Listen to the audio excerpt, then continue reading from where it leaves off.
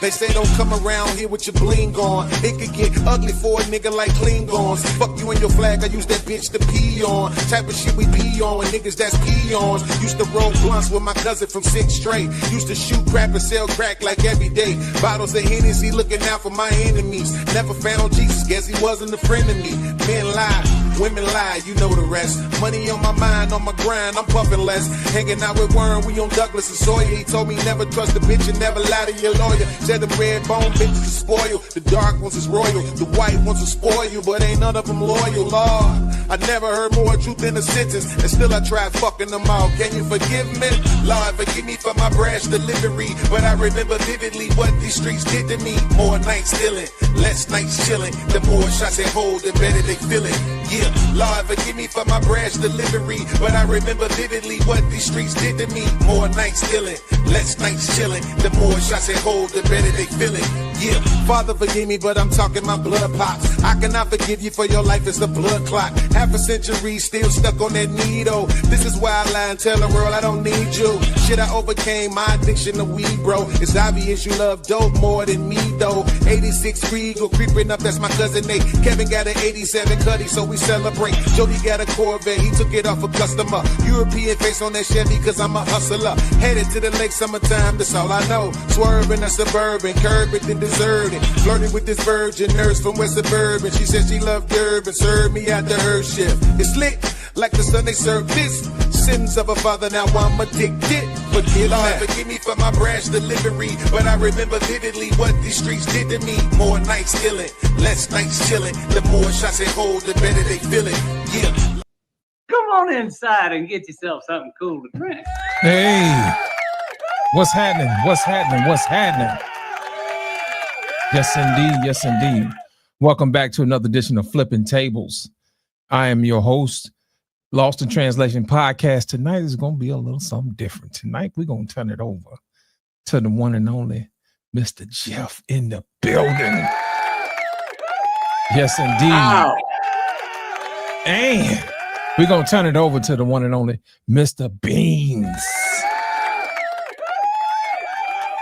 Yes, indeed. Yes, indeed. And also, we got our co-host and our special guest, Miss Jenny in the building.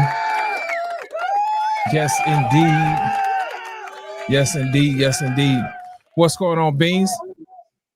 All right, what's going on, Jeff? Hey, man. Yeah.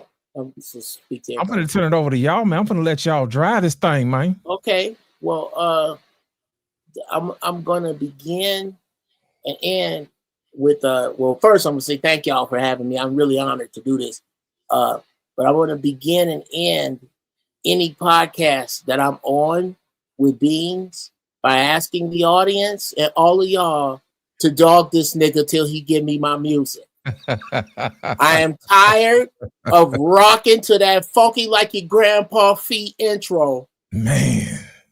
That damn thing slaps, nigga. On the slam. My car is clean. I just got a fade, and that's the song I'm rolling up on slow. You know how you pick your song to roll up slow? Yeah. Oh, God. Baby blue 77 Cadillac Seville with a royal blue interior on Vogues and Trues. Just ease up. Oh, yeah. What's happening? And just pull it out. Yeah.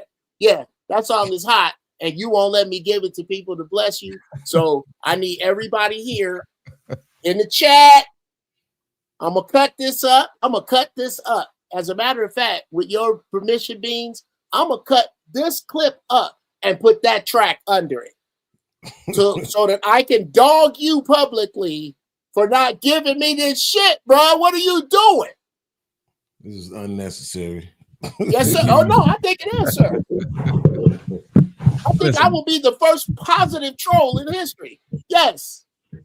Listen, guys, if you enjoyed the show, make sure y'all hit the Cash App. You know what I'm saying? Everything is possible. We always want to make sure you guys get an opportunity to thank Black Man Unfiltered and put this thing to work, because everything we take, we put it right back in the show to give you the best show that you can get. Beans, what's going on, man? How you doing, brother? I'm all right, man. Just, I ain't gonna lie, I'm sleepy because I ate. After you get into a certain age, when you're young, you eat, it give you energy. Yeah. You get to a certain age, you eat and it make you want to go to sleep. So You know, Yes, I was indeed. playing dominoes and spades and watching battle rap and all kind of stuff, trying to make sure that I stayed woke so I could be here, you know. And so I'm glad to be here. Okay, good. Miss Jenny, how you doing, darling? I want to leave you out. I'm great. I'm feeling good. I just came back in from a walk, so I'm pumped up and ready to get into this topic. That's what's up. That's what's up. Well, tonight, Beans and Jeff are gonna be driving tonight, and they're gonna be taking us on a journey, man. So we're gonna let them get us going and take us where they're gonna take us, man. I'm pretty sure it's gonna be a dope show. For sure. Okay. So, Jeff, go ahead. Yes, sir. Oh, okay. Tonight's topic: Black men. You're just not good enough. Now, I'll say this, and then we can springboard from here. I'm going to guess that this topic comes from the media's opinion as we see it, our women's opinion of us as we see it, especially from the you are never home because you work, or you ain't got a job, so you're at home all the time. Why don't you work? From I educated myself. I'm a nerd. I got it from the street. I'm a thug. And it begins to bring into picture this imaginary man that a lot of times sisters put in their heads, that they want this straight-laced, nerdy, dope kingpin that's good with pets. And we feel as though we are not being seen as worthy from our flawed state. I think that's how we get here. What say you, anybody? Indeed. Welcome to the show, Coach Ferg. Hey! I know you're there getting your munch on, man. What's happening, brother? How y'all doing, man? Can y'all hear me pretty good? Yeah, we got you, man. How you doing? Salute to y'all, man. You know what I'm saying? Just happy to be up here. What's up, Miss Jenny? How you doing? Since you are the prettiest one on the panel. Thank you. I'm glad you feel that way. I mean, me too. You hard-led bastards. I would much rather not look at you, but yeah. I'm glad you, yes. I'm glad you feel it. I think based upon the information, and I think everybody has their view of what somebody should be and where they should be. But my thing is this, man: if you ain't walked a mile in a man's shoes, you can't calculate and add up what's really going on upstairs, man. Everybody has their own talent based upon what they've been through, their skill set, you know what I mean, that type of thing. So to take all men and say you should be here, you know what I mean, is a little bit disingenuous, because if you do that and you ask the other way around, they'll say that, you know, all of us are not a monolith. You know what I mean? So which one is it? Well, yeah. I've been watching a few videos and podcasts and stuff lately, the last couple of days. And I've been having like these mixed feelings, because on one hand, I have to appreciate the fact that we have more women being honest about how they think and feel about us as Black men, as a demographic, and relationships, right? But on the other hand, it's messed up that so many women think this way. And what it all boils down to is basically, from the title of the show, that we're just continuously being told that we're not good enough. I saw a video today that was really hard for me to watch, because the dude was talking about his relationship with his mother. And like he just gave this one scenario where his mom had kicked him out the house, and like he was asleep, she woke him up. You forgot to wash the dishes. He washed the dishes. You know, you forgot to take out the trash. Oh, you forgot to wash this other dish. She kept letting him go to lay down and then wake him back up. And then the final time, she just told him to get out. And when he got out, he said he went and drove and parked in a decent space and just slept in his car. And then he met up with his father when his father got off work, thinking that his father was going to be like, okay, let me go holler at your mom and see what's going on. And he said, his father said, man, look, at some point we were going to be empty nesters anyway. So whatever she say, I'm riding with it. Right. So he imagine your mama was telling you, you ain't good enough. And then you go out into the world and the very women you're trying to build with and love on and all this other stuff with are also telling you that you're not good enough. It's very disheartening, you know. And I had this sort of viral moment recently because I told my son not to date black women, or black girls rather, when he was like 14 years old. And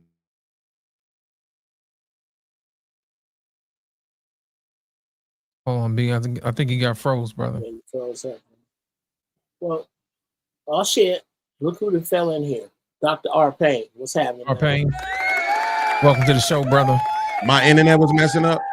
Yeah. But you're back now. You're back now. Go back to right where the dude's father told him, we gotta ride with what she said. Like, start there. Okay. Damn, I said a lot after that. That's crazy. You were talking about your son, though, with that not dating. Oh yeah, I'm sorry, your son. Yeah. Oh, okay. I was like, thank God. My bad. Yeah, this shit's good. This shit's good. Yeah, but just, you know, that whole the thing that came from that is that it proved that they didn't want to have the conversation about the experience that would have even led me, the information, right? That would have even led me to give my son that kind of you know, information, or that kind of request, right? Don't deal with these girls because it can be problematic for you. And that's what I'm saying. It's like from both sides of the table, whether it's from the parental side or whether it's from the relationship side of the game, there's this consistency and notion that you aren't good enough. You aren't tall enough. You don't have enough money. You don't have the right complexion. You know, it's very disheartening to say the least. But let's go ahead. Coach Ferg was here first. Let's get Coach Ferg again, because I want to save Jenny for last, because I think from the woman's perspective, it's going to be very interesting to see what she has to say. So let's go Coach Ferg, then R. Payne, and then we'll jump right to Jenny and give her the floor. You're on mute, Coach Ferg. You're muted, Ferg. My sound good now? Yeah. There you go. Yeah, I mean, you want me to respond to what you said in reference? Not necessarily, to just the topic of the show about, you know, black men, you're not good enough, things like that. Okay, I would say most of my life, that's the message that was given to me. And it wasn't just from, you know, a black woman's perspective. You know, it came from the world.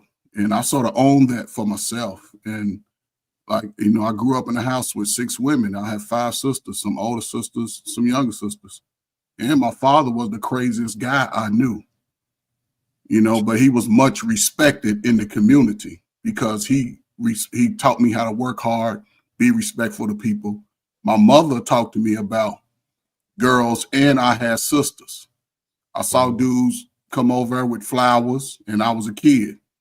You know, wasn't nobody disrespectful. I saw my younger sisters be buck wild, totally different. You know, so I just sort of stayed away from the women that moved like my younger sisters, and sort of owned and understood, you know, women that like my older sisters, because the guys respected them. So I tried to model those. But I learned early, you know, when it comes to women, especially women that I like, because, you know, I love sisters, man. I ain't gonna lie, man. I ain't never tried to date nothing but a sister, light skin, dark skin. The whole rainbow is my buffet. Not everybody like me. I'm too light skinned for some. I'm too short for some. I always had a little muscle on me. I was always playing sports. Some like me because of my personality. But if she told me she didn't like me immediately, I sort of dismissed it. But I also understood growing up, you know, in the 60s, 70s and 80s, hell, me and my friends would talk about how ugly we are.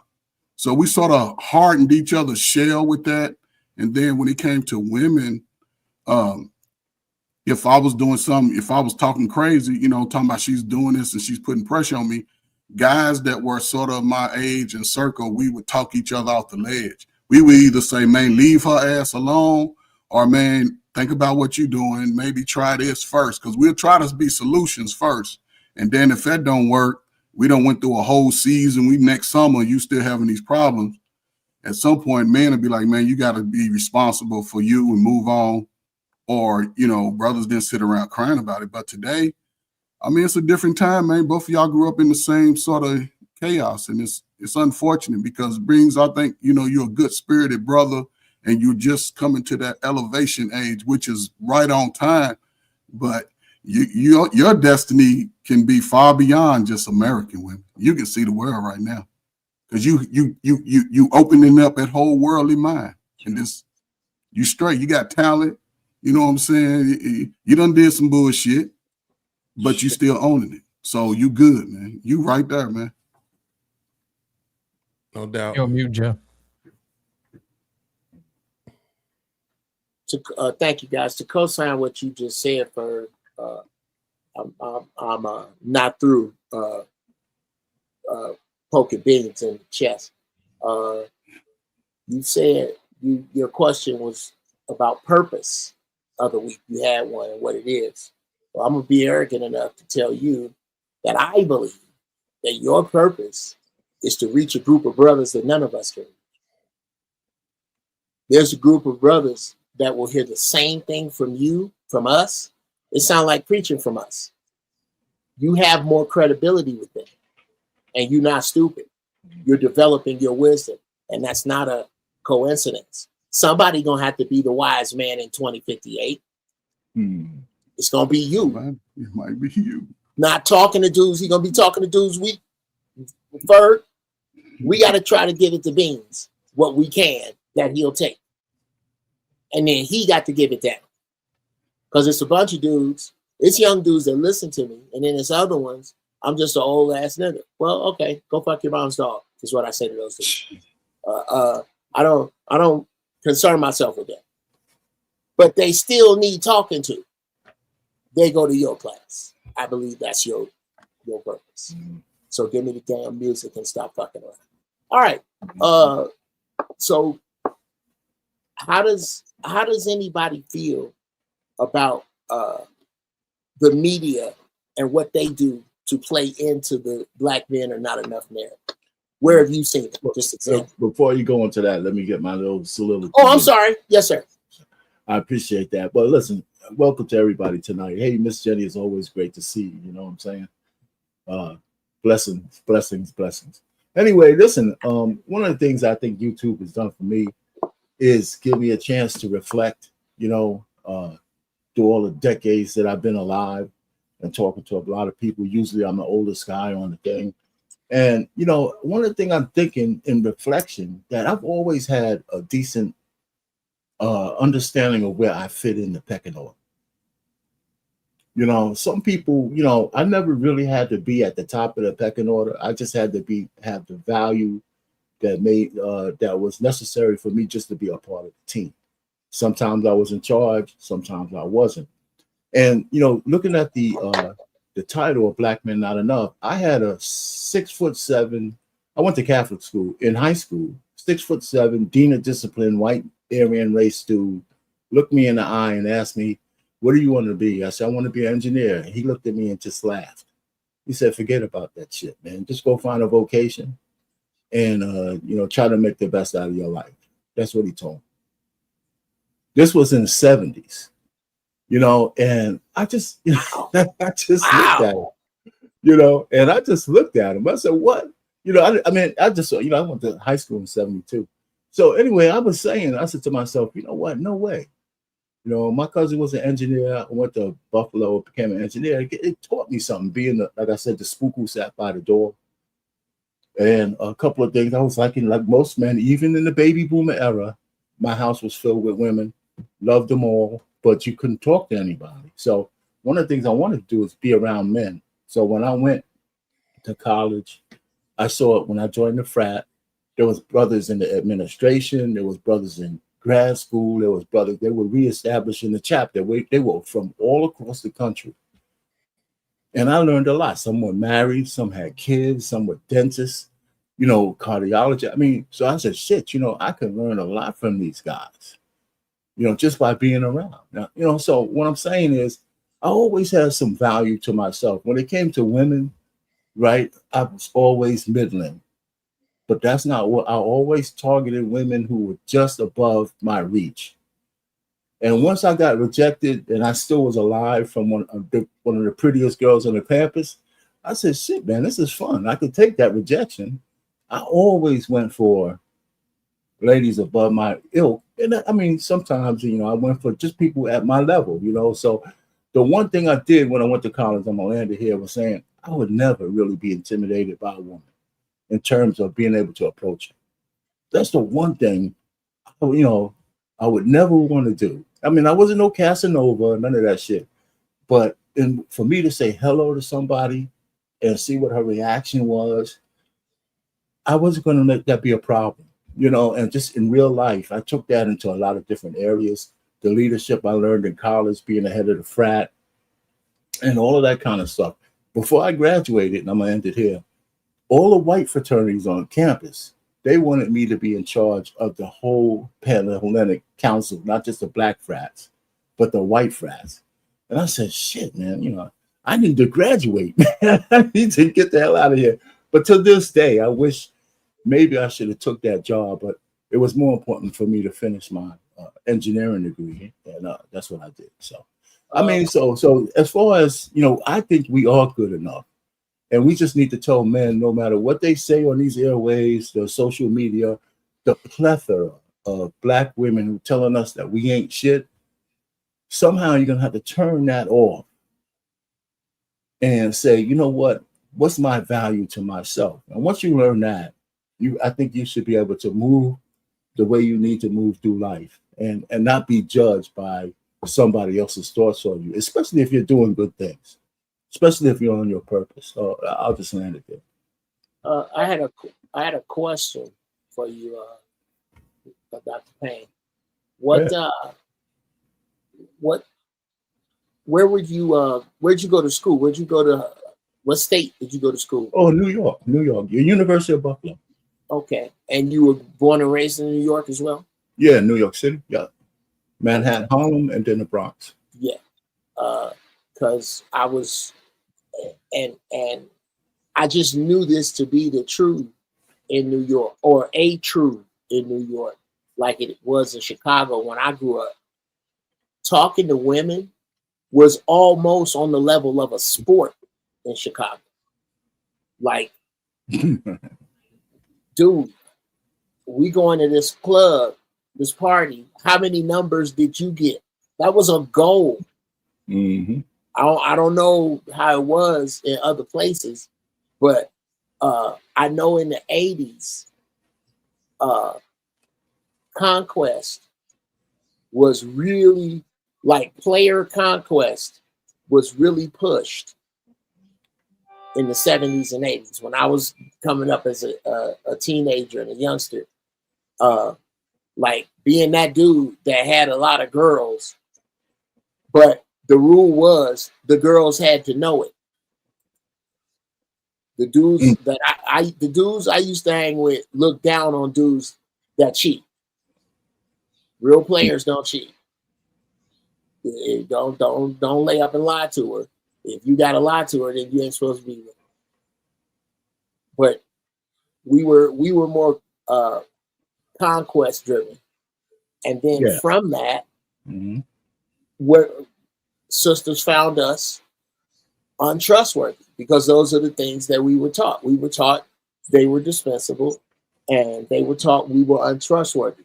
And I think we need to not see ourselves as either of those and start to work from there. What say you people? No, I agree with that. One of the things you said about not lying to ladies. Listen, you had to be willing to leave a lot of the goodies on the table, and that's what I did. You know, a lot of men ain't willing to do that, right? So so I didn't really, Okay, I gotta interrupt you for one thing. I'm gonna need you to that's dope. Expound on what you mean by leave the goodies on the table. I mean, I got a couple of, what I'm saying is men have to understand if you're going to be truthful to the woman, right? You got to take what she's going to say back to you, because a lot of women don't want the full fact truth when you talk to them. They like to have what I would call plausible deniability of what they're doing with you, right? So, I mean, I wasn't, like I said, a player. I had one great story about a young lady. Well, you sound like one. No, I wasn't. I'm serious. I'm telling you, I was just a Midland dude compared to some guys.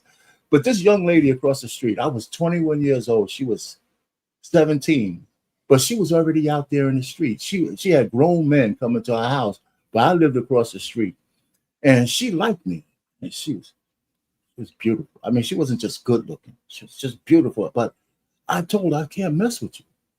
You're 17, I'm playing this, I'm a grown man shit, right? And she's already dealing with the men from the hood in Buffalo already, grown men.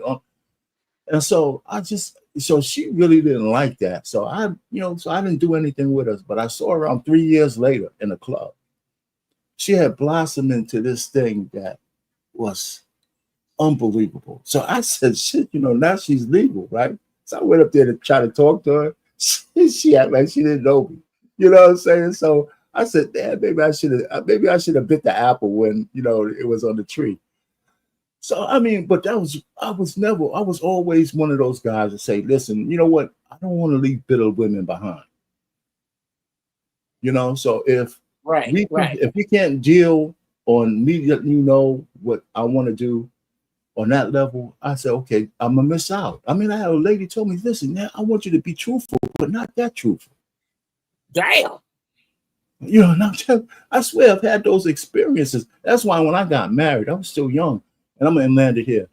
I didn't need to have 1,000 different women to understand a basic understanding of women. I had just enough experience to say, okay, I know what's out there, and now it's time for me to pull up the reins, because I really wanted to be a married man, have a family, and all that kind of stuff. And the rest you guys know about. So I don't think I really missed anything out there. That's why I tell the young guys, and very sparingly, that I don't envy you today's situation. But if I had to be out there, I'd probably go to the gym, get into a little bit more shape, and I still won't have any trouble with the women, because I understand. You better talk your talk, RP. Let me do a mic check real quick. Am I in? Yeah, you good, man. You're good. You got a delay though. Yeah, I don't know why all of a sudden I'm having internet problems. And I think they're doing this on purpose, though. I think they're trying to force me to buy those Wi-Fi extenders. Yeah. I think they're trying to force me to buy those. You know what I'm saying? Go out and turn your Wi-Fi off, turn it back on, and then come back in. And you might that helps. Real talk. That resets. You got stale numbers. And you refreshing your IP address. You got stale numbers. Okay. Let's get Jenny in while I go do that. Yeah. Yeah, wait 10 seconds before you turn it back on. Okay. Come on, Miss Jenny, what you got? So I think that I have a kind of interesting perspective on this, because I guess I'm seeing it from the other side of the fence.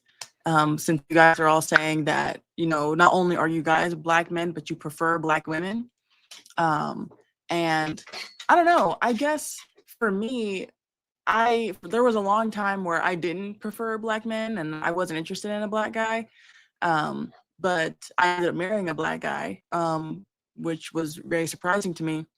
But I feel like it was because I felt like the Black men had kind of like turned their back on me because all throughout growing up, it was always, oh, you're too tall, or oh, you're too weird, or oh, you're basic Oreo. And so I felt like I was kind of the one being ostracized. But as I've gotten older, I can definitely see that it is, there is a lot more on Black men than it is on women. I mean, I guess especially in my age group, like people say that as you get older, the tables kind of turn, and the second half of life is really where men kind of shine more, right? And then women, they kind of fall to the back burner.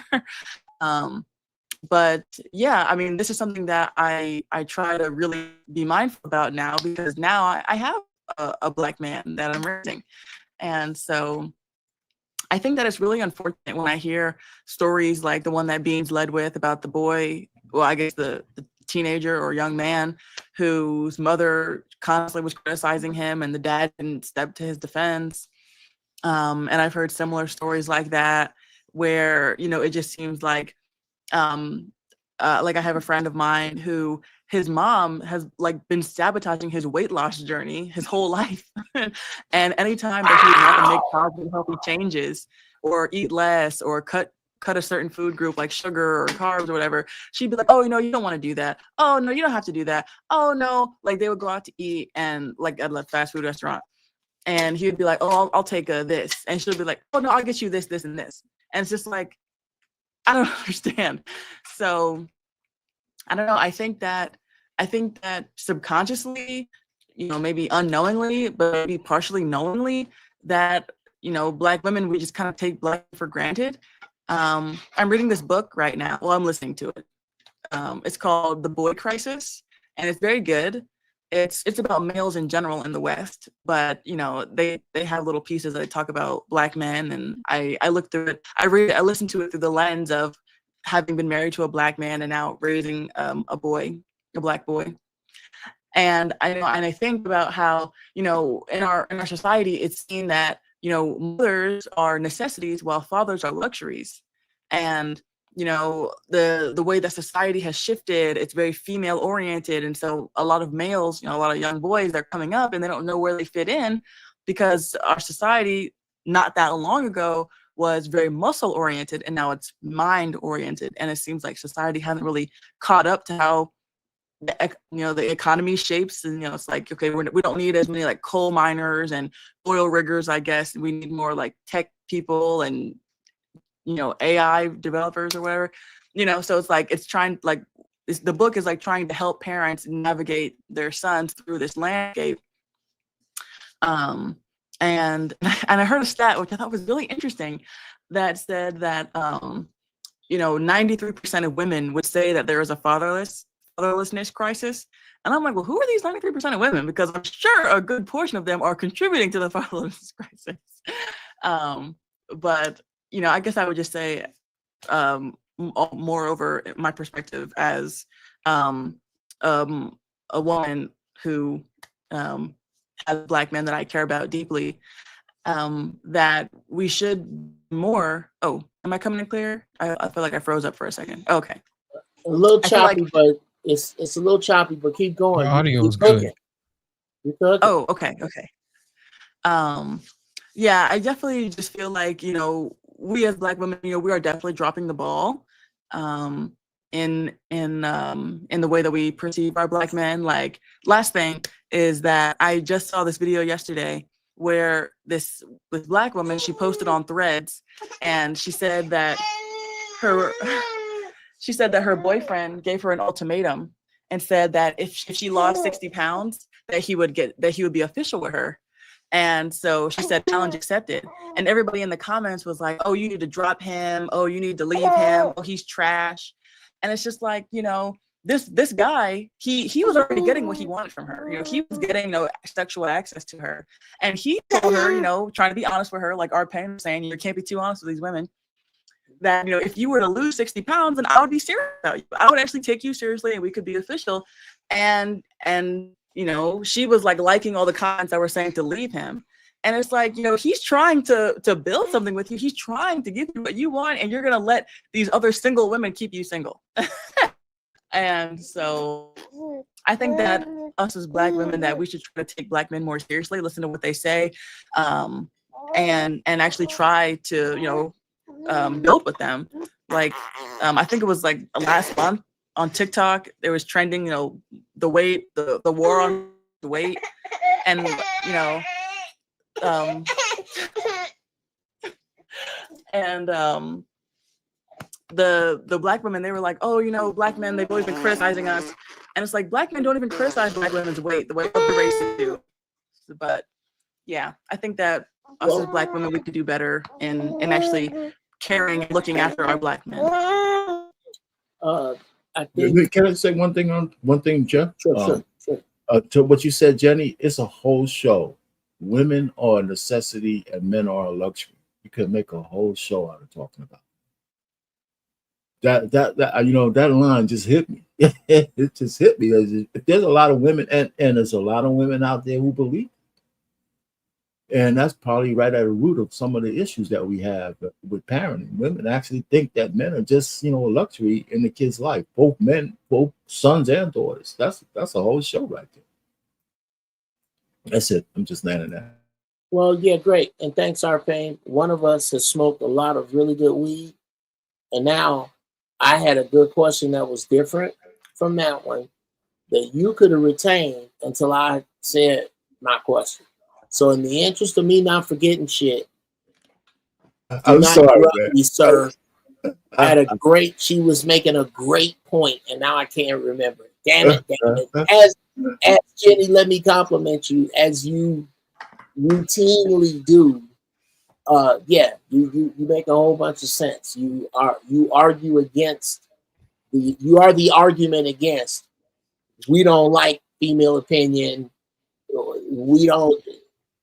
You just make a gang of sense. One of the things I chimed with you on is being too nerdy for niggas. That was me. My whole unless they was playing Scrabble or Trivial Pursuit, niggas didn't give a shit about what I wanted to do because I was a nerdy reader. So there is a part of that inside of our community. And I had something much better to ask you. That damn asshole Arpain knocked it out. I'm sorry, man. You better, Bad Beans? Are you better? How's that? I hope so, man. You sound good. You sound good. All right, so Lost, you want to pull this video up for me? I got you, brother. For a black woman, why would I continue to date a race of men who don't respect what I bring to the table, who I am, how strong I am, how I stand? That's not all black men. It's not all black, and I'm not speaking as an entire race. Look at God. Won't he do it? Hold on a second, y'all. Race. I don't respect what I bring to the table, who I am, how strong I am, how I stand. That's not all black men. It's not all black, and I'm not speaking as an entire race. Your group. I'm not talking as an entire race. I'm just saying that there is a large percentage of black men who don't really hold it down for y'all. You might be a great man. Your boys might be great, but you got to know that your cousins ain't right. But everybody not perfect. I'm not saying people have to be perfect, but as a black woman who has always dated black, I've dated twice outside of my race, and it was amazing. And I did feel guilty, like maybe I should stay within my race, but all bets are off now because I'm tired. I'm tired of trying to teach people how to treat me. So if I meet someone outside of my race that chooses to come at me in a more respectful, a more consistent manner than what I've been experiencing, that's what I'm going to do. Your thing. I'm going to be colorblind. Okay, if it's okay, can y'all hear me? So yes. If it's okay, I would like to I would like to play. There's at you guys' leisure. There is a video I know that you will not. It's from the Zowat Morning Show. That I covered this very topic and it's very relevant. So after all y'all get done with this, if you don't mind, I got it queued up to so the reason why I wanted to play that video, right, is because I don't actually have a problem with what she said, right? And if you notice, no, she didn't get a whole bunch of pushback, right? But if a man says that same exact thing, guess what he gets? A whole bunch of pushback. You see, this way it comes to the point where it's like, again, you're subtly telling us that we're not good enough, right? I'm not even good enough to complain. I'm not good enough to launch my complaints or extend my grievances, right? Share my experiences without being gaslit or any of this other stuff. But women can say this out loud. Now, I told my son, don't date black girls. It's all the uproar. But this woman can say, look, I'm done with black men. Y'all don't know how to treat us. Y'all don't know how to respect us. Y'all don't know how to value what we bring to the table. You notice she said they don't value what we bring to the table, right? So it's not I'm bringing to the table what you need, what you want as a man. I'm bringing what I'm bringing to the table, and you ought to value it. And if you don't, then the problem is you. You see? So it's to me, it's very problematic. All of these different ways that the women who look like us, the women who we come from, the women who we were raised with, by, and around are continuously telling us in so many different ways that we're not good enough.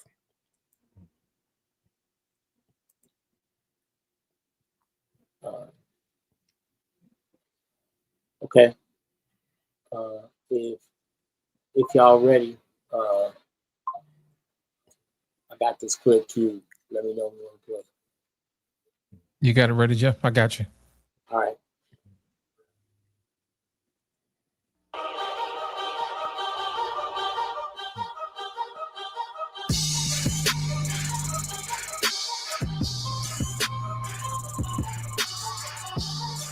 Oh my God, how he has a rap career is beyond me. I don't get it.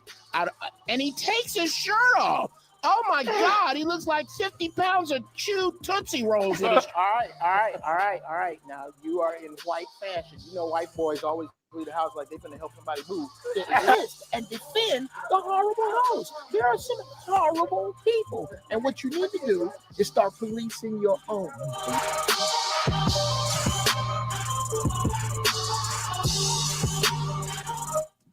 All right, hit me this morning on Facebook. A black woman posted something about how they are opening their options up to date out of their race, and they don't care if black men are angry. Ladies, black ladies who are watching the show, I had great news for you. We don't give a shit. We don't care. We don't care. Go and be free. I don't know if you've checked, but last time I checked, there is no great American black woman shortage. Go.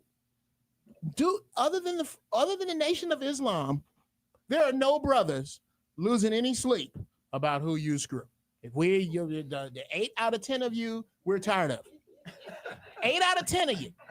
We have just, in the words of Tommy Lee, the famous, fantastic drummer for Motley Crue, when asked about Pamela Anderson, you show me the finest woman in the world, and I'll show you a man that's tired of her shit. Okay? We don't care. You're not getting even with us. Stop trying to pull even with us. We are beneath you. Men are beneath you. That's why it's not okay to fuck like we do. When is the last time you had to talk a man into fucking you? Pussy is earned, dick isn't. That's the difference, okay? When is the last time you had to wash your car and cut your hair and look like you had some money and look like you were interested in our gender-specific shit just long enough to get in our pants? You don't have to do that. You don't even have to show up clean. If you're fine enough, we'll bathe you before we fuck you. Wow. We don't care. I'm done. I think The intellectual rant, ladies. Okay, so yeah, that was a little bit of self-aggrandizement. Ain't nothing wrong with that, man. But that's over 10 years old. That's the fat meat eating Jeff Brown. That's the used to roll with Corey Holcomb Jeff Brown. Me, Corey, and Zoe, we've been talking about this years.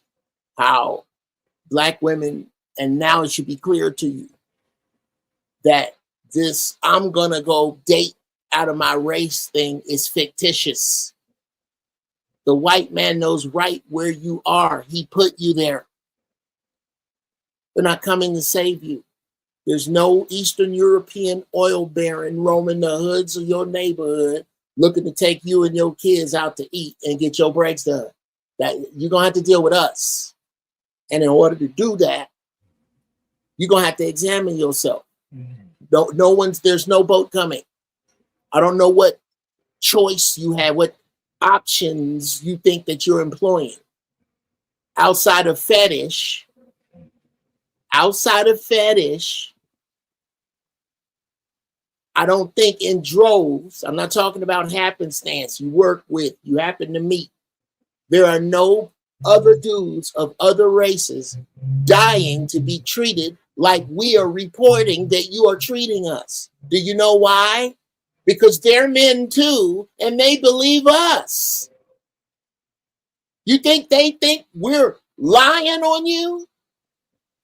This is why so many of you are still single. Because all the other men that you bluffing like you gonna date can see right through your shit. They see the difference between the way you treat your supervisor and the way you treat your man. They see it. So no boat is coming, is my point. And y'all can take it from there. Yo, mute Beans. My bad. Lost. Are you married? No, I'm single, man. Okay. So including Miss Jenny, that 4 of the people on the panel would be married, right? I'm still counting Miss Jenny. Right. So when I have this theory that it's not that I'm anti-marriage, I'm just anti-marriage young, right? Because of the way society is set up right now. Right. Does anybody think that's fair? Right? Because if the thing that you want the most from a man is provision and security, and on average they can't provide that until they're in their 40s, right? That's all of a sudden when you start becoming good enough, right? Should we not tailor a message to young boys and men, for that matter, that they ought to prolong getting married? I'm here. I'm okay. Let a few. I don't know. RP, where you at? Yo, my camera's acting up, so I'm okay. up here. Somehow my camera blacked out. I can get out and come back in, but I'll answer that. You have a point there, Beans, but I still would prefer guys to get married early because it'll help the vetting process that you found a woman who would want to build a future with you, as opposed to waiting for you to be at a finish line.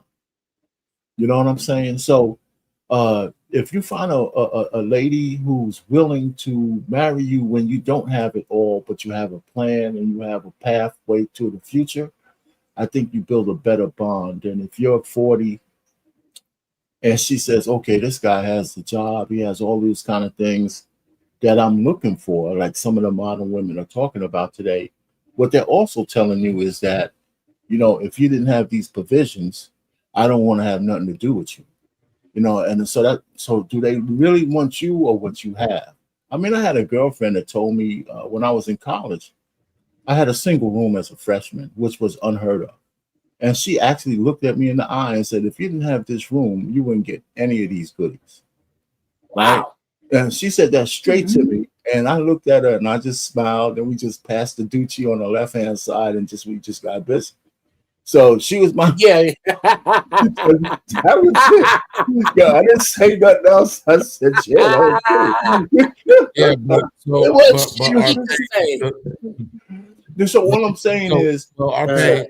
But here's the thing, though, right? And Coach, you can get. I just want to ask a clarifying question.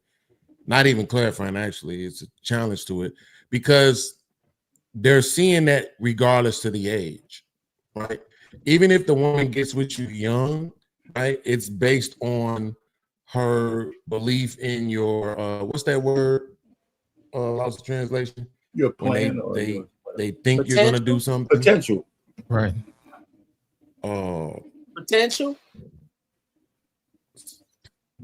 Be freezing again. Say it again. I think my internet's Potential. Potential. There you go. Yes. Yeah. It's about the potential, right? Mm-hmm. Because what we're seeing right now, if they're getting married later, right? So people are starting to get married when they're around 30, but the average length of the marriage in the Black community is still 5.5 years, right? 5 to 7 years, depending on which data you believe. You see what I'm saying? Yeah. They're still not staying together. You see what I'm saying? So I'm saying maybe what you're talking about is optimal, but it's not at present day. I don't think that that's necessarily the best choice because we're not getting the results from that, particularly when people are marrying younger. But when people are getting married, I don't think you're going to get divorced anytime soon. I bet you Jeff ain't getting divorced anytime soon. I bet you Coach Ferg ain't getting divorced anytime soon. Jenny wouldn't have been getting divorced anytime soon either, even though she's younger, right? But I'm just saying, like, can you see what I mean? Like, it seems like today's generation of people are better suited to get married when they're older and they stop having all of these expectations. I think that ruin relationships. Can you see where I'm coming from? Yeah. Well, I go ahead. I mean, I'm not on camera. Beams. Go ahead, Coach. No. I wanted to answer that too, but go ahead. What you're saying is exact on, right? I have a 22-year-old son who's out here right now in the midst of navigating dating and trying to build his life. So, and this is where, and I can see what our pain is saying, right? But for me to join those together, what I tell my son, like what you said, you seeing what the message is towards you in your group of women. The women I grew up wasn't walking around saying, Jeff, you ain't shit. Lost, you ain't shit. The teenage girls, the 24-year-olds, 30-year-olds, mothers wasn't telling son, well, I Not didn't like see it. this. Mothers wasn't telling son, daddy ain't shit. Mother just allowed you to see how daddy moved. Most people, said today a lot of, I guess when I look at the time, because I work in the messaging from the kids, I work with the kids who were having the messages told to them that they wasn't nothing. And a lot of it stemmed from the family members who were closest to them. And my son, listen, it even goes back. When I was young, Black people, we talked about each other from sun up to sundown, made jokes about it all our life, right? So I was able to own that because my parents still told me they love me. You know what I'm saying? Some girls say I'm cute, so I tell myself I'm cute. I had models that were exemplifying to me to love yourself and to accept yourself and be great. But then when I started dealing with society, it was like, okay, not everybody loves me the same way, but the people closest to me didn't discourage me. So now to my son, I've taken like, son, listen, I tell him all the time, you have a baby out of wedlock, you will struggle a long time. It will set you back 25, 30 years, not just 18. Because if you're not married, then you just a baby daddy. And that's taking resources away from you. And the ideology that you have, you find out it's not the same ideology from her. So I've seen that message and I'll tell him about 35, 40, maybe, but he has to be diligent and understand, listen. And I think I don't know if it was our pain, Jeff, brother, somebody, find somebody who comes from good involved parents, not mother, father. Beings, you seem like you'll go up and talk to anybody. If you can't talk to her father, then there might be a problem that everybody needs to discuss. I gotta push back on that. It's got to be the whole message. But that's what I'm saying. There's no covering of the young women coming out. There's no father representing them, and if there's no connection with that, you're going to miss out on a lot. I don't argue that, brother. I don't argue that. But and to go back to a few of the dope ass points you made about I want to go back to what you said about being told you ain't shit. We were allowed to watch and pass judgment on our fathers on our own, not knowing on the slick a lot of times, mama just nudged that judgment. She didn't just come out and say it, but she would insinuate. I saw that in gang growing up, and I understood that that wasn't right. And those children were my age, who were told, who saw and decided that their daddies wasn't shit, and started to refer to them openly as that. So what did those women, what did my women, my age, the 60-somethings, what did they teach them kids? That's right where that started at. And I don't think, and the other point I was gonna make is, brother, I literally chasing the ghosts of what I thought my past was supposed to be. That's how I wound up with my ex-wife on that same shit about the list you're supposed to have. Everything on her list was a facade that I watched crack, and I still, trying to play something in my subconscious programming, saw all these flaming red flags and went forward. And she had a great relationship with her father. Relationship with her mother was Armageddon. Horrible stuff I won't mention here, but hard. And she never got past it. And that's fair to say. And let's welcome to the show Mr. 100 Watts. 100 Watts in the building. I want to throw, because he seems a bit on the younger side, right? I want to throw him and Jenny a lob, right? I want to play this video for y'all real quick, and then get y'all responses first, and then us old heads will jump in after that. You got it for me, Lost? I am a 304. Yes, Lord. And I come from a 2-parent household. 304s don't always come from households where the father is not there. Like, my parents poured into my education. I was homeschooled. They paid thousands upon thousands of dollars for that. I went to a Catholic school. My sister went to a Spanish immersion school. And they still raised 3 girls with degrees. But I pop cat on the internet. Period. My middle sister, she's a dancer. And the youngest one, she's in the military. So, according to y'all, they only got one right. But according to them...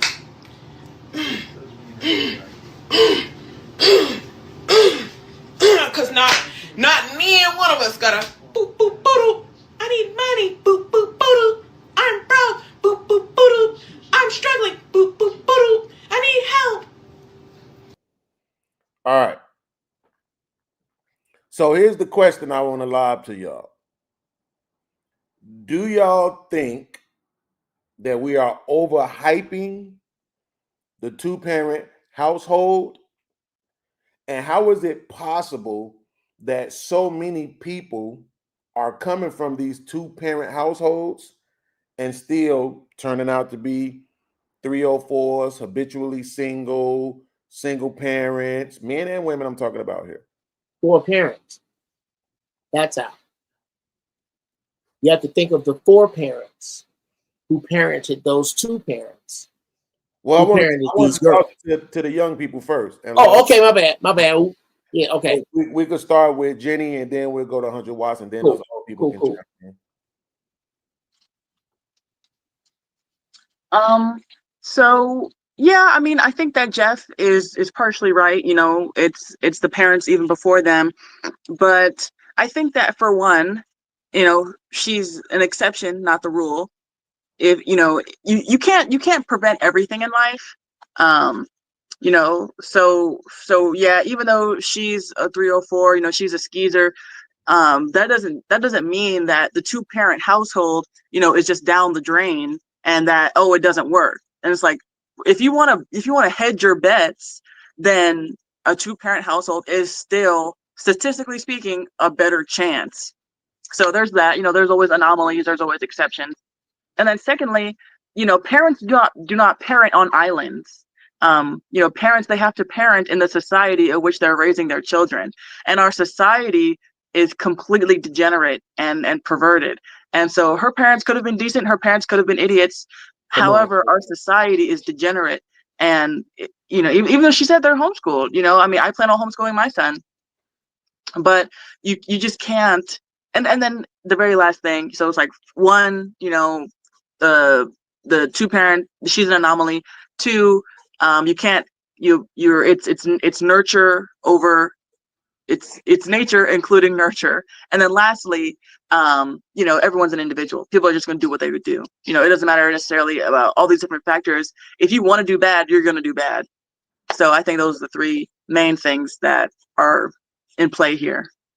So 100 watts, I want to throw it to you, but I want to add this caveat to see if it maybe makes you think a little bit different, right? Because not intentionally trying to disagree with Miss Jenny, but if we just look at Black folks, right, I can make an argument that she's not the anomaly. And here's the reason why.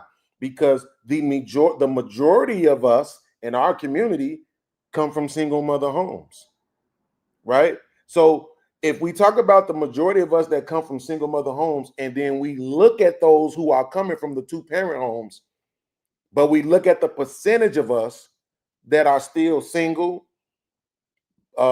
single mothers, single dads, out of wedlock, not getting married, it's a bigger percentage than those of us that come from two-parent homes. And then when you look at and you add into the divorce rate, right, which is about 50%, right? Only 33% of men, 28% of women, right? So technically, even coming, not that they're all 304s on the internet popping cat, but they are habitually single, not married, divorced, single parents, unhealthy, on drugs, right? This is what we're kind of producing, whether it's the two-parent home or the single mother home. Does that make you think of it any differently, or do you have the same thought that you had when the question was first? So I think that, for one, I think we all know that whether a single parent household or a two-parent household, there are way too many other including factors that will determine what direction your child goes into, right? Mm-hmm. We have too many examples of professional basketball players that was raised in a single parent household that ended up making millions upon millions of dollars for their family and yada yada, all the good stuff, right? And keeping it. But statistically speaking, we all know that a two-parent household raises the floor for the potential of your children.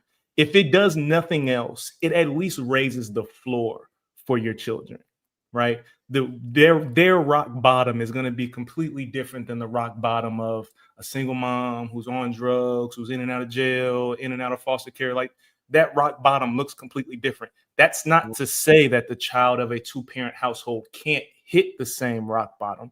It's just the probability of it completely changes. So when you have two parents in a household, it just changes the probability. Because again, even with the two-parent household, you could very well possibly have a father that goes to work and come home, doesn't interact with his kids, and just sits in front of the TV all day. Like that's a possibility. You know what I'm saying? So I think the two-parent household, if nothing else, just raises the floor for the potential of your kids. Because and I think the other side of that too, if you look at it from the probability of the parents, there is no guarantee to say that all three of your children are going to come out flourishing. It's very possible that one of your kids is going to come out a fuck up.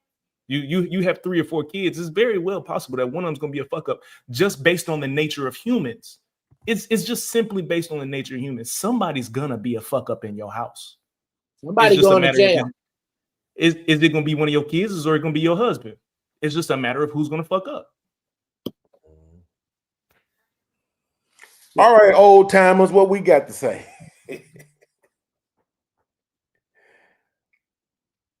All right. Well, I'll just jump right on in here.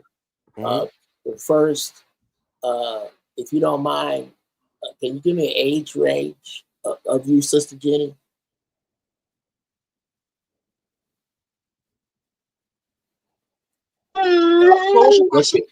I said, what? If you don't mind, what's your age range? How old are you? I just turned 27. Okay. Wow. Okay. And 100 watts, how old are you? 33. See this right here? This is what I keep discussing.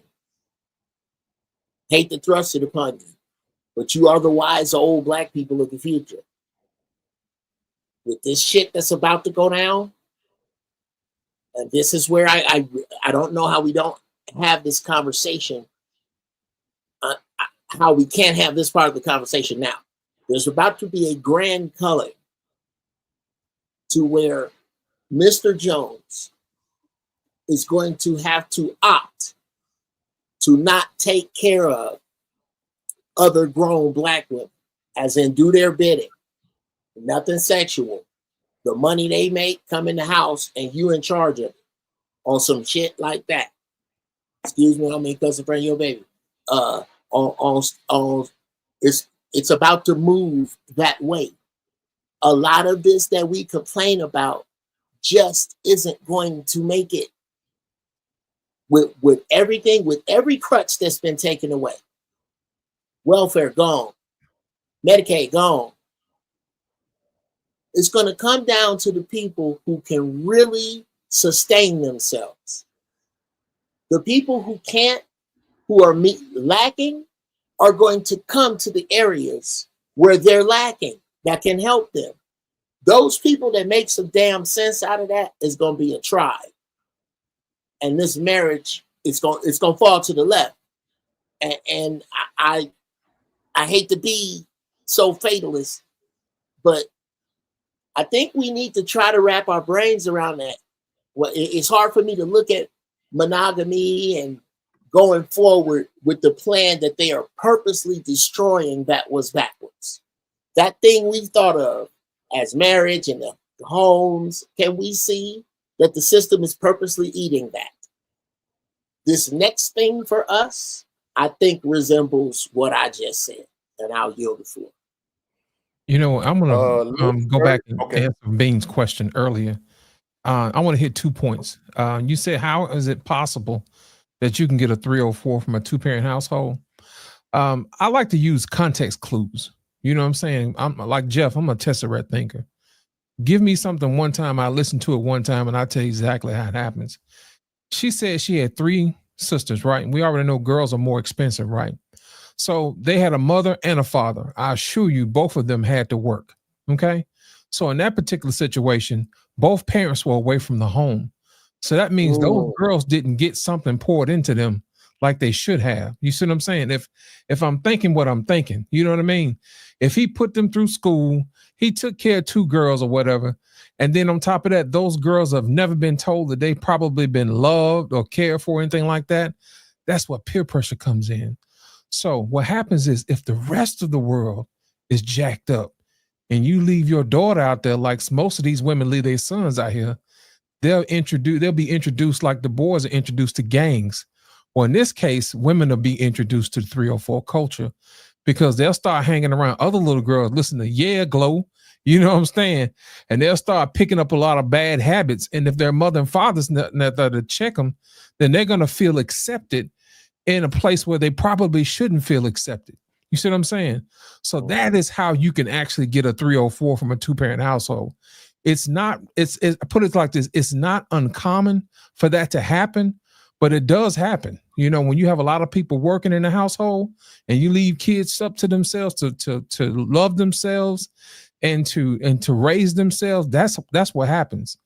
Now, as far as the other lady was concerned, when she was saying she couldn't find nobody, this, that, and the other, and she was saying that all the guys wasn't no good and this, that, and the other, my question to her is, who told her to dig in the garbage can? Did you hear what I said? Why is it that she can't get the guys that she really wants? My thing is this: why are you always digging in the trash, trying to find gold out of a butthole? You see what I'm saying? My thing is this: why don't you go up and find a guy who can appreciate what you bring to the table? See, my thing is this: she already out of pocket, because it's not his job to support her like that.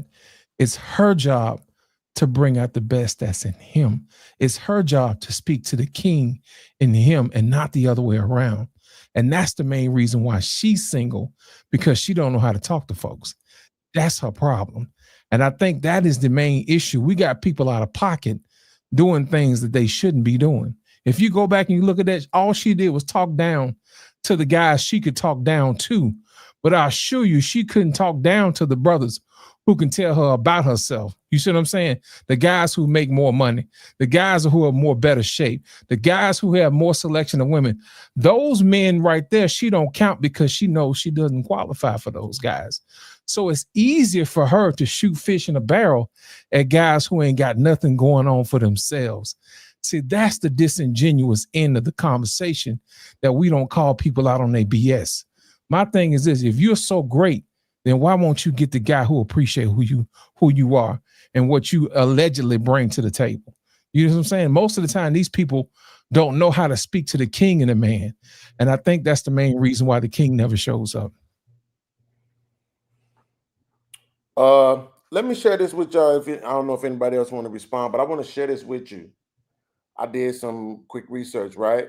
So according to a 2020 current population survey, about 37% of Black children live with two biological parents, and another 4% living with two cohabitating parents. Some data shows that it might be another 3% added to that, so it might be like 7%. So anywhere in between 41 to 44% living with two parents, which is much more than people actually think it is. But when we look at the actual marriage rates of our adult males, it's still 33%, 28%, right, respectively, for men and women. So the same way how I'm doing math, the AI is doing math the same way and saying, since we don't actually have the information about what percentage of married people come from a two-parent household, you can just assume that it's likely out of that 100%, we can go around 36 to 38%, right, coming from a two-parent household. So that would mean the majority of people, Black people who end up getting married, come from single-parent homes. You see what I'm saying? So I know by default that that's because of the fact that we have more single-parent homes. But that's what I'm saying.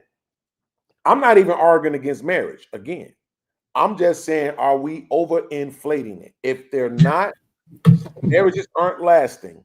If the kids coming from these situations aren't getting married more, right? They aren't going from that into two-parent households. And that girl in that video said she was homeschooled, at least for a while. That right? makes sense. So but wouldn't that speak to the opposite of what you're saying? That to me, that sounds like that would speak to the value of two-parent households.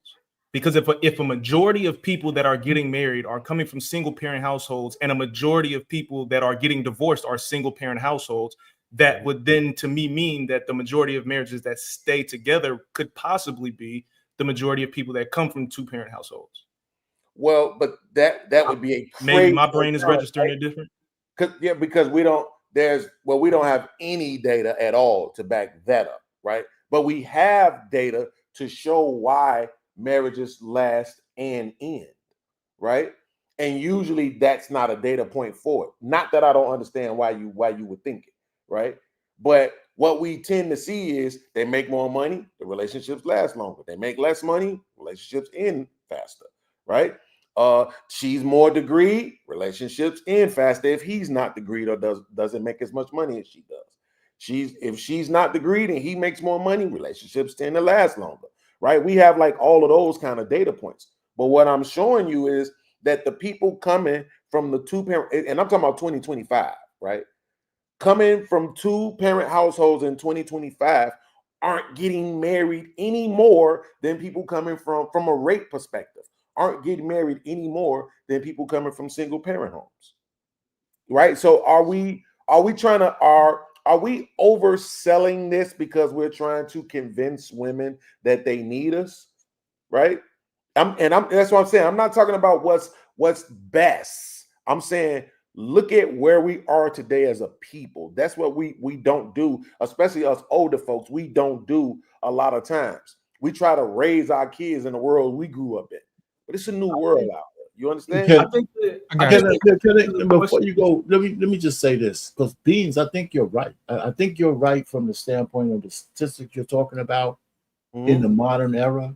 But what we're missing is it better now because of the way things have turned out? Or if we could look, the only look back I would say is when we had nuclear families. And we start looking at the percentages of kids who made it and the ones who didn't before things fell apart. Was that better for the family? Like for my family, for example, the people today in my family are still anchored by the fact that we had intact families 40 years ago. Yeah, but our pain. Wait, because this is what I'm saying. Like, unfortunately, you're doing the thing that I'm talking about right now. No. I'm gonna come back to the. I understand. I just want to give it to you just in case. Watch this, because those people back then were a different breed of people. No, but I want to tie it together. Let me say this because I agree with you. I hear what you're saying about the past. What I'm saying about right now, the way you look at it from the present day situation, that you can't really distinguish whether you come from a two-family household or not in terms of our marriage rate. I agree with you 100%. But that is a disintegration from how it used to be because of the times that we're in. And the only question now is it better now or is it more prudent now? Is if I had to make a comparison to the past or now, how were we living? Is it better living this way or was it better living that way? Well, that's what I'm saying. That's not the question, right? We understand that it's worse. Well, okay. So here's the thing: everybody understands that it's worse. It's just that the majority of us are spending time pointing the finger. Well, right? let me finish then. Because I'm sorry. I'm sorry. I just want you to like answer the question. I'm sorry. Okay, so then can we ask why is it worse? Well, you could, but I'm saying I just want you to answer the question though, right? Okay, one more time. Say the question. Yes, because the question is for today's people. These people today, if I put you in front of a car, you probably will understand how to fix it. If I put a hammer in front of in Uncle Jeff's hand, he would know how to build something, right? It's a different breed of people, right? Our women are on hands and all of that other stuff, right? It's a different breed of people. So I'm saying, are we overselling the two-parent household, right? Because of the fact that we're trying to get women to I'm tying this into the topic of the show, which is we aren't good enough. And I'm saying, are we overselling the two-parent household thing because we want women to feel like they need us? Oh, no, I hear you. I don't. Okay, so my answer would be no. My answer would be no, that we're not overselling it, even if it never happens. We're not overselling it because women don't really need men until they do. Well, women really don't need us until they do. And I have a positive theory to you that if you look at all women, every woman, they really don't have any use for a man until they need us. If you talk to a woman and ask her to talk about every man in her orbit, she extracts something from every man or else he wouldn't be there. That includes married women too. Women don't want, listen, the random male orbiters around a woman who they all want to have sex, but the fact is, if they're around her, she extracts something from them. One man might be money, one man might be a conversation, one might be emotional support. But as soon as a guy's not valued to a woman, he's not in her orbit. So the fact is, women don't need us until they do. And it sounds like one of those kind of play on words, but it's actually true. You know, it's actually true. I mean, I as far as I'm concerned, maybe we can get deeper with it. So when we look at it, I think men should just be on our square because eventually women are going to need us, but we got to make them earn that. We got to make them earn that. When they need us, we can't just be giving ourselves to them. We should be unavailable to women so they can understand that when they need us, they ain't getting that shit for free. I'm not talking sex either. Right? I'm saying, we are valuable to women because without us, man, they're all over the fucking place. The one thing I think that men do for women is grounding. especially if you're on your square, or else they'll be. Look what's going on now. Let me pose this. So here's the thing. Watts, Ferg, Lit, everybody. Think about it from this perspective. The title of the show is Black Man, You're Not Good Enough. The only way we can even position that as a title of a show is that some of us have to be feeling that. Okay. Right? It's not just that the women are saying it, even though they are, right? In other words, besides just saying it, but some of us have to actually be feeling like we aren't good enough. So how does that show up, right? And I think it shows up in a lot of red pill content. And it's disguised as this masculine thing. Right. But that's what I'm saying. What does it look like for us? You know what I'm saying? Because we could talk about the women all day and then we become very circular. But what is them treating us like we're not good enough? How does that look for us? How do you see the man? And Uncle Jeff knows me. We've had conversations, so he knows this is applicable to me. You know what I'm saying? He can point out and say, yeah, Beans be feeling like this. He be moving like this. And I know that's because the women in his life have made him feel like he wasn't good enough.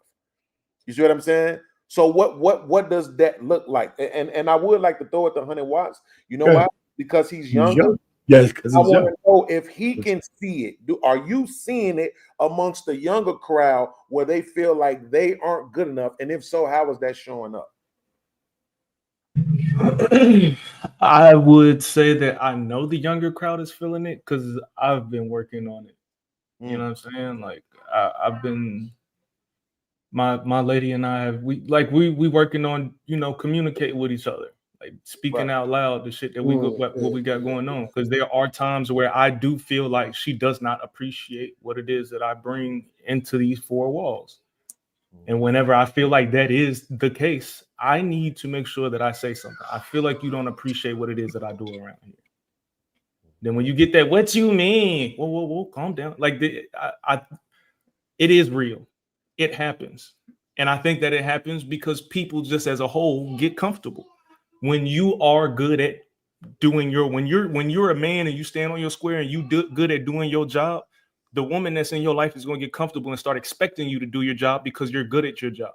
You show up every time and you're doing your job. So then it becomes a point to where the expectation turns into a demand. Now it starts feeling like you're being demanded to do what you already want to do. But now because you're demanding it, you're taking the joy out of. So to answer your question, what it looks like, you're taking the joy out of anything it is that I do. You're taking the joy out of the time I spend with the kids. You taking the joy out of taking you out on a date. You taking the joy out of me playing 2K. You're taking the joy out of everything, right? You're making it hard for me to maintain that same work ethic that I have. Somebody being like me, I'm at work 15 minutes early. I'll fuck around and leave work an hour late just because I'm trying to get some OT this week. That's just the type of build that I'm on.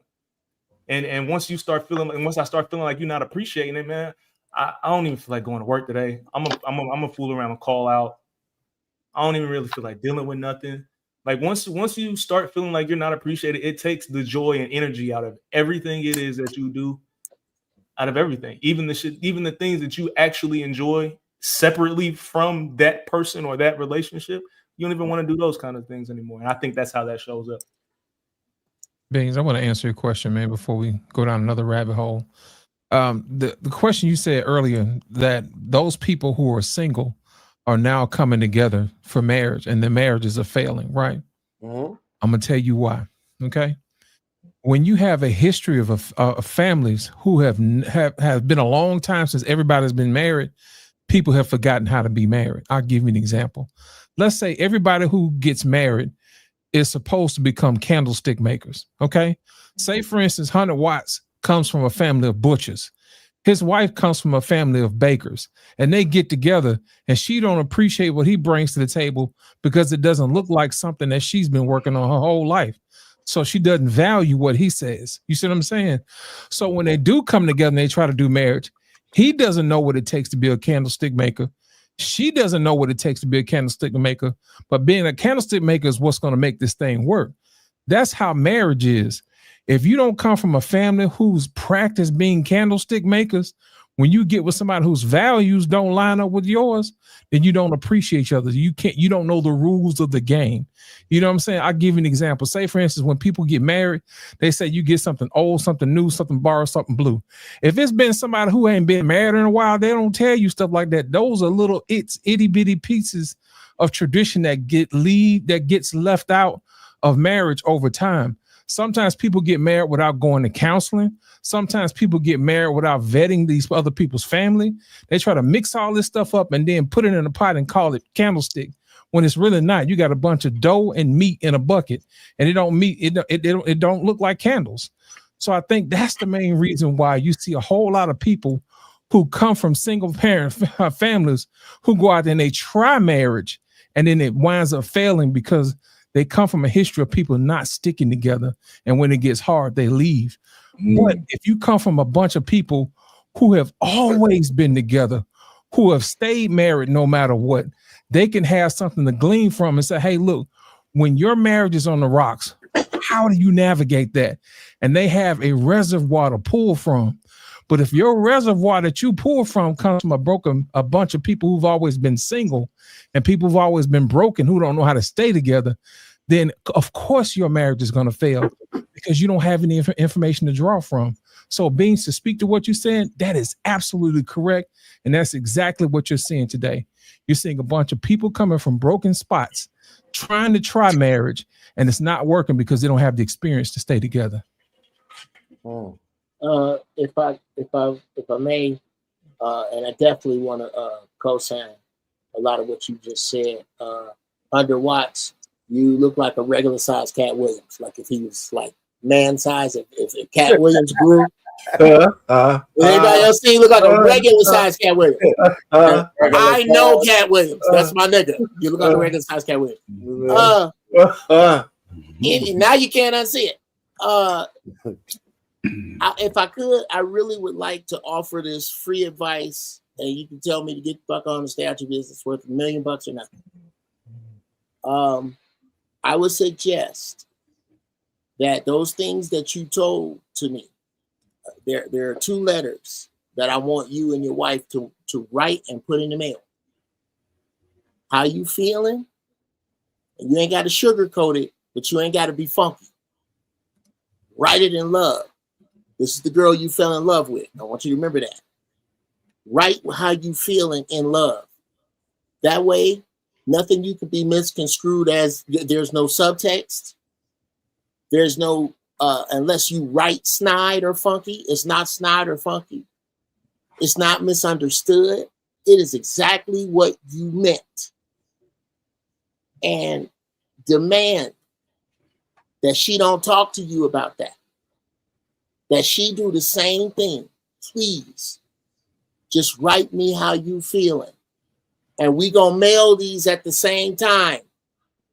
They're not gonna be a response to one another. The second letter is not a response. You keep that response to yourself. That second letter is about everything you love about that woman. And everything she love about you. Everything. The closest shit, the shit she might not even know. Not the shit you need, the shit you already have. And then y'all 2 get together and read each other's letters to each other naked. And then talk about your objections. I just want you to try that exercise, brother. It's hard to stay mad at your lady. Your lady that you love naked is hard to stay mad. That's a fact, though. Like, that's an absolute fact, right? Because my ex she's a 42-year-old woman, right? So it's not like she has some 20-year-old's body. And I have a video of her butt naked, right? Standing there rolling the blunt. Lord Jesus, bro. A woman body? I said this. If it was any other chick's body, I'd have been like, ugh. But it's my woman, right? And it's not like it's because her body is messed up. It's just ain't a 20-year-old body no more. You know what I'm saying? But it's like, because a lot of guys say that, how can you be with the same girl? I'm like, that's the magic of it. The magic is that it's the same girl. That's what makes it magical. It's like, damn, it's still her after all this time. I'm still with her. This is magical. But I think that was a great exercise that you mentioned. I want to throw this question to the panel, right? One thing from everybody, though, right? One, and I'm not projecting here, but I believe that one of the things that's lacking amongst men, and I'm not even just talking about black men right now. I think one of the things that's lacking amongst men, regardless of the fact that the women make us feel like we're not good enough, right? I think a lot of times we internalize that and we don't actually think we're good enough. I think it's a lot of men walking around here without the ability or the actual steps to self-love. I agree with that. They don't know how to love themselves. They don't know what that's like. Their being and their purpose is built into loving, providing, protecting, things like that. And if they don't have anybody to give that to, then they feel worthless. And I think that's I think that's probably one of the biggest reasons why that self-deletion number is higher for us than it is for the women, because they always had a purpose, be a woman. Right? I'm a woman. I got a purpose. It is what it is. But I want to start with Ferg because he's our residential light-skinned guy, even though I know Lit is light. But Lit is really a black guy trapped in a light-skinned body. Yeah. You know what I'm saying? He like one of the like Sinbad. guys. Like Sinbad. Right, exactly. Ferg is our residential, never had a problem with women. Like, exactly. Look at him. You know what I'm saying? Looking like the light-skinned version of Martin Luther King. I had a whole bunch of women, right? But I'm saying this. One thing from everybody that men can add to their arsenal of learning how to self-love. And I'm going to start off by saying bathing regularly. Wow. Okay. Why don't you put it down? Put your arm. It's a bigger problem than y'all might think. And I already know. I'll give you an example. You've heard rappers say in the song, they try to make it sound cool. I went 3 days with the same clothes on because they was trapping and hustling. No, fam. That's still a problem, regardless of how you put it, right? Okay. So I'm gonna take your word. I'm gonna take your word for it. That isn't in any of my hip hop, but I'll take it. Believe me, it's there. I believe. Yeah, but yeah, I want to start with Ferg, and then from there it's open. You know, I've had these conversations, man. You know, I could just say 2008. It's about the same time, man. I was walking into high schools in Chicago, man. Again, man, a lot of these messaging beings, and that's why somebody already alluded to it earlier, man. You're at the wise man's table now. You're at the wise man's table because you are the bridge that understands all of those disconnects. And a lot of the disconnect that I hear and see from brothers 10, 15, 20 years younger than me, y'all didn't get most of y'all messaging from fathers and righteous men in a sense. Right. Y'all sort of fell into this, you gonna be a grown man early, whether you know it or not. And you're not getting grown man tools. You're just getting survival tools. So here we are 20 years in the game, right? Yep. And the women didn't get the survival tools either from fathers. They didn't get the right messages from fathers either. They heard, go out, use what your mama gave you. They go, you know what I'm saying? And a father wouldn't give those type of messages. So and again, there's always been single moms, man. I understood single mothers of the day. They put the children first for the most part, but they also respected the child as they grew. That's why I always ask the question, when was the last time y'all saw y'all grandmamas and aunties' breasts and booties? These kids are coming out from day one, they seeing nakedness. They seeing the people who should be protecting them in Walmart shaking, they twerking. They seeing the people who supposed to be protecting them here. A 6-year, a fifth grader, they go into Walmart, somebody stuffing a pack of meat down their bag. So the messaging that young men haven't gotten is here today. But this is why I say you are at that age, right? You recognize it. You live through it.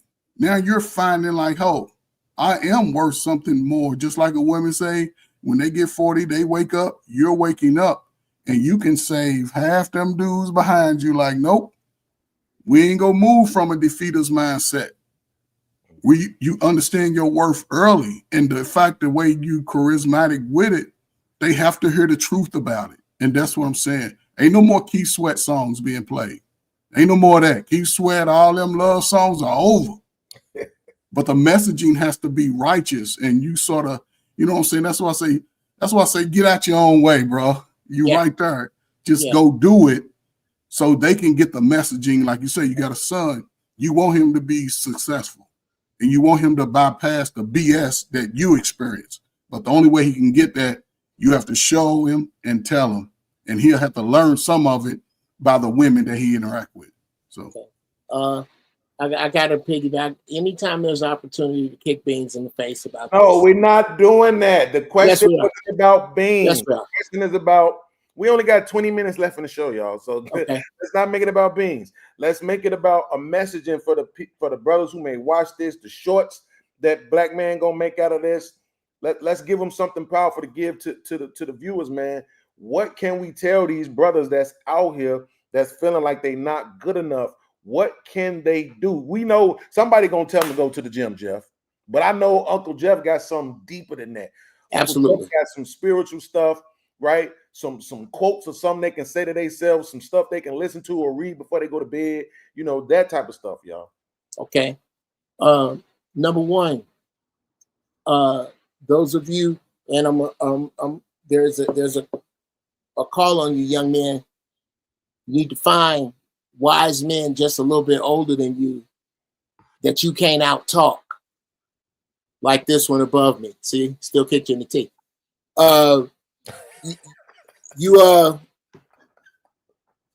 What you need to do, all of you young brothers, I tell you right now, they are not perfect. He is not perfect. But I dare you to just go to YouTube and put in Farrakhan Savior's Day and just watch one. I'll tell you to watch the Hidden Colors series. I would tell you to watch A Great and Mighty Walk by Dr. John Henrik Clarke. I would tell you why I point you to Brother Reza Islam. Shout out to my dude. Find brothers. You ain't gotta necessarily take everything they say as gospel. Right. But you got to be able to find your light. You have to be in search of it. You can't just sit there in the dark. Read this book, Who Moved My Cheese? It's a great book about what to do in times of change. Your cheese, your abundance has been purposely kept from you, young brother. There has been things in place to make sure that your mistakes count way more. You have to find brothers who have overcome those mistakes that won't look down on you. Brothers that got out with plans to stay out. Brothers that got out and been out and successful. Shout out to Big Herc 916. Look that cat up. It's brothers. It's lights out here. But young brothers, you don't have much time to search for them. You don't. Please search for these lights. Find Beans. Find this show. Find it's brothers. We out here. Brother Ben X out here. Find these brothers. Brother Zoe Williams out here. There's people saying it. You got to come find it. I'll leave it there. No doubt. Come on, y'all. I'm gonna tell brothers something that don't require no work for you lazy motherfuckers. Because y'all don't like doing no fucking work no way. Hey, look, the mind is such a powerful tool, but so simple at the same time. It's so many men dealing with something that's going on in your head. I swear to you, if you find a nice, safe space, it could even be your ride on the way to work. If you're in the car by yourself, when you're in the shower by yourself, just find a nice, safe space. And I need you to take some of them thoughts that you got in your head and speak them out loud. Like once you hear some of the thoughts that you have going on in your head come out of your own mouth, sometimes you can hear the absurdity in the thoughts that you got going on inside of your own head. See, because again, like I think Beans, I think you said it. Men, we have this habit of internalizing things. So now you just held something inside, and because your mind is so powerful, your imagination is so vast and so great, you just created a deeper problem than it really needed to be. If you would just slow down and just hear yourself out loud, say what it is that's going on in your head. Sometimes you answer your own question when you say it out loud. That's a fact. You have no, and even something even greater, when you speak whatever it is that you're holding into your mind, even if you say it to yourself, that might make you feel so much better. Like you might have taken a whole lot of pressure off yourself just by saying something out loud. And it don't even have to be negative. It could be, I have a dream to make $1 million, because some of y'all are scared to speak on your dreams too. The same way you're scared to speak on your fears, you're scared of speaking on what works for you. You're afraid of speaking about what it is that you actually want to accomplish in your life. You don't want to tell anybody what your vision is. Don't be afraid of it. Hey, when you're in the mirror and you're brushing your teeth, tell yourself where you see yourself 5 years from now. You need to hear yourself out of your own mouth. That's what I would tell you to do. That's big. That's big. Just as an FYI, that was me. I had to start saying some things out loud just to realize how crazy I was treating myself. Go ahead, Lit. RP. Yeah, and listen, I just want to piggyback. A lot of times I say, I try to make sure, and I get a lot of flack for this, about we got to stop, blaming the past for where we are today, right? Like Beans didn't want me to go all the way back there. And I tell young guys, how do you see yourself in the future? I mean, how do you see because, I tell people, like, I'm 67. I'll be 60. Well, I don't even know my age. I'm 67. And I'm saying to myself, listen, the future's not mine. I mean, I'll be blessed if I have another 20 years. The future, the changes of the future is up to you guys. So how do you see yourself going forward? What are your deficits? And how do you, and with the internet and the powerful phone you have in your hand, you could just ask a question and say, well, listen, I got this kind of deficit. What should I do? If I don't have no mentors, it'll tell you something. It'll give you clues. I just tell people to move forward, as opposed to just being informed by the past. Don't forget about it. There's enough history for us to understand where we came from as Black people and what they've done to us and shit. But don't dwell back there, right? Because that's not going to help you. Well, that'll help you with the information, but what are you going to do in the future to change it? You want intact families? Well, how do I step in the future? You want to be married? Well, what do you need to do to find the kind of wife you want to have? You might not find her. See, now, a lot of times we tell people that it's not a good move unless it's successful. Sometimes you're going to fail. Sometimes you're going to sell, but the real issue is that you moved. You move forward. And sometimes you don't have the answers, but taking a step forward to where you want to go, a lot of times the answers come towards you because you're moving in a direction. So I just tell people, for the young folks, the future is yours. You got to help shape it. If you're a Z or millennials, the Z's and the A's, the alphas coming after them, the old, like somebody told me, all you old guys are going to die off. That's true. Whatever we did, bad, good, and indifferent, that shit's coming to an end in the next 20 years. We're never going to have another 80-year-old president. Probably never. The one we got now is the last, whether you like him or not. We're not gonna put another 80-year-old fucking guy in the office no more. Not me, and none of you guys will either. You'll be crazy to do that. So who's gonna be the leaders of the future, not only politically, but socially and all that kind of stuff? And it's up to y'all to kind of shape that. And that's what I'm saying. You know what? I can only tell you what my experiences are, but I can't tell you how to shape the future, because in another 20 years, I'm not going to be here. Yeah, no, first, don't change it up. First, you said you'd be blessed if you get it. So don't say you won't get it now. Well, he can talk for himself. I'm living the 200. Yeah, well, that's true. I mean, I hear you. I'm not worried about all that kind of stuff. I mean, I just see the mortality in my future. But it'd be nice. But anyhow, but I hear what you're saying. I mean, I'm not speaking into if it's 40 days, if it's 40 years, I'll take it. But if I'm on a damn pipe and all that shit, I'd rather not. But anyhow, I mean, you have to aspirate and all that other shit. Oh yeah. Just cut my throat and just throw the bed off a cliff.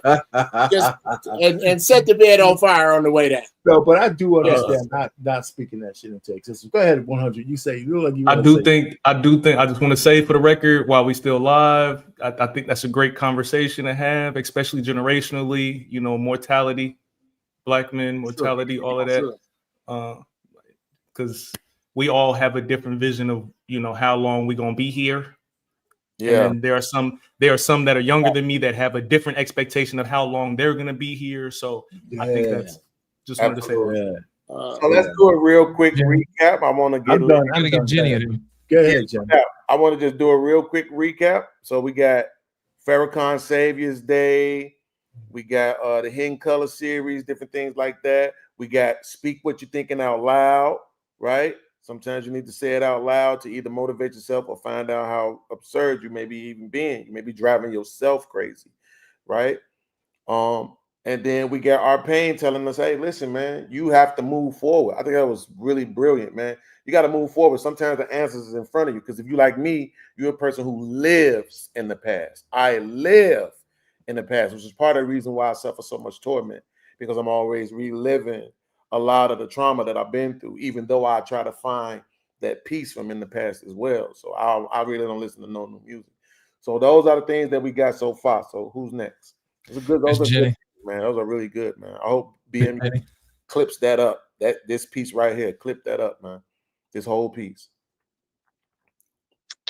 So I would say that I guess one thing that I think that black men could do to help themselves is to try to find a purpose. And in the book that I'm listening to, The Boy Crisis, the author, he talks about that, how a lot of young men, they lack purpose. And, me being me, I would say that the best thing to strive for and purpose is Christianity, is to have a good Christian life, because that's never something that you're going to age out of. A lot of men, they see their purpose in their career, but you will eventually age out of your career. They see their purpose in sports that they do, but you will age out of that. They might even see their purpose in their wife and their children, which is beautiful, but your wife might pass away and your children might move away, and that is not lifelong, depending. But you can always read your Bible, or you can listen to it, and you can always go to church, and you can always win souls, and you can always serve God. And that is something that you can do for the rest of your life, every single day, and it has eternal value. And so that's what I'm going to teach my son. And I think that that's I think that's the best purpose to have. Is the book, the audio book that you listen to, is it by John Gray? You said it's by John Gray? Yeah, Warren Farrell. Let me pull it up right now. Because I got something in front of me. It says The Boy Crisis, Why Our Boys Are Struggling and What We Can Do About It. I just want to make sure it's the right one, because I'm going to promote all these things on my channel. Yes, it's a very good book. What's the name of it? The Boy Crisis, Why Our Boys Are Struggling and What We Can Do About It. Yeah. Yeah. So yeah, that's another one. And then of course, spirituality, man. Can't necessarily argue. Find a religion. One to find. I have one little thing to add, if I could, Beans. Absolutely. We got it has something to do, and I know, don't make it about Beans. I'm not, but a lot of people are going through that thing you're talking about with living in the past. Mm-hmm. Okay. If it's not the worst thing in the world, the question is, what work are you doing back there? Mm-hmm. If you're just going back there to beat yourself up, well, that gets a little stupid. Mm-hmm. When you go back to the past, are you asking yourself what influenced this bad decision? What was in that time that influenced this bad decision? By the way, 100 Watts, you was flirting with some metaphysical time travel type fly ass shit earlier, but we kind of got out of the way. I just don't know what that's. This my thoughts are on the merry-go-round right now. It's being powered by this week. You living in the past, if you find that you do more work there, you go there less. If you're really doing, okay, prime example, I think I did this to you before. I'm not going to use you. Unfair. Ferg, which birthday as a young kid before 18 was your favorite? Oh man, it was simple, man. I was born in February, so those handheld, I can show you better than I can tell you. Give me 1 second, right? Okay. You know, this is I learned great hand-eye coordination. One of the first videos. You don't know nothing. Look, man, you don't right here, floss right? on me in here. Don't So- you floss on me. so- Okay, you gonna make me do it? Are you gonna make me go get it? Hold on. Everybody had this one. I wanted the new one, the green one. Oh yeah. And my father bought he bought me the gift because I used to hold him responsible. I was like 12. I said, man, you need to buy me this because my mother always bought me stuff. Right. Listen, I had to go over and find out where he was to get my gift. He ain't bring it to me. I had to hunt him down, and it wasn't wrapped up. It wasn't nothing special. It was in a brown paper bag, and he gave me my game. That's how I received, but it was one of the favorite games. Okay, thank you. Now, Ferg, hold it back up. Hold it back up, brother. You remember that green one vividly. I know which one, the one that came out after that one. Yeah, the buttons felt like Cadillacs. You can remember the brown bag vividly in your head, right? Yeah. You can remember that day that your pops gave you that bag, right? Sure. Do you remember what you had for lunch 4 days before that? Of course not. Of course not. Do you know why? Because only what you energize from the past exists. For sure. If you don't energize it, it doesn't exist. The game exists. The bag exists. The day exists. The happiness exists. Now you have to ask yourself, beings and people who are thinking like beings that live in the past, why am I energizing this particular event? And don't judge yourself for why you're energizing it. Find out why. Because I'm still trying to please my mama. Because I never got over getting beat up in front of that girl. Because that time that dude lied to me. And examine that. Examine that record that's playing. It's a record back there in the past that you, and that's the other thing I landed here, Beans. You don't get to predict the future, but every day you get to write the past. You are writing your past now. That's why you come here, nigga.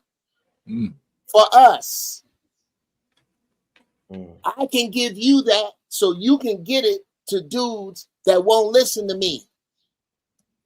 Through your music that you won't give me to get to Stevie Wonder. Directly. That I can get directly to them. I'm not going to bullshit in front of these people. No. But no, I think that is crazy. I like that. I gotta admit, I'm gonna clip this whole thing just for myself. You can remember it because you're energizing it. Man, I definitely try to learn from the stuff when I'm there. But like you say, man, that man, for us boys who had traumatic relationships with our mothers, it's hard to get past that. I wanted to play that one video that I saw earlier for y'all, just so y'all could see how this brother was talking about how this relationship was with his mama. And guess what? It's 10 years later, and it still ain't fixed. So imagine what he living with and what he going through, So that's what I'm saying. It's a lot of brothers out here that had these things, but they need this coaching. And so I appreciate all the brothers who stepped in tonight for this panel, and I always appreciate Miss Jenny, and I appreciate your smile more than anything else. I don't understand how you're capable of doing it, but it's there for us, and I appreciate it. I'll be seeing all your little shorts, and everybody else shorts, they be looking like this, lit. Right? Everybody else shorts, the image catch them on some fucked up face shit. Shit always be like. Listen, Beans, I got one more for you, man. For those young men who are watching, man, take time out to discover your genius. Everybody's not good at everything. You know what I mean? Until you expose yourself to a lot of things, you'll never know what you're actually excellent and born to do. Do lots of things. Just like when I grew up, I learned how to play music. I did math. I did science. I did all kind of stuff, sports. And I put it to you like this. If you learn a whole bunch of different stuff, no matter where you are, if they can drop you off anywhere in the world, you'll be able to survive because you've actually exposed yourself to multiple things and you don't have to worry about leaning on one thing for you to become a man. Remember, you're all sum total of everything that you've experienced and everything that you've learned. And I'm going to leave it at that. And before we go, I'm going to leave you guys with this. Remember this. If you want anything bad enough to go out and fight for it, to work day and night for it, to give up your time and your peace and your sleep for it, and if all that your dream and scheme is about it, then life seems useless and worthless without it. And if you go out and sweat for it, fret for it, plan for it, lose all your terror of the opposition for it. And if you simply go after the thing that you want with all of your capacity, strength and sagacity, faith, hope, and confidence, and stern pertinacity, if neither cold poverty, famine, shall go, sickness or pain of body and brain can keep you away from the thing that you want. If dogged and grim, you besiege and beset it. And with the help of Almighty God, you get it.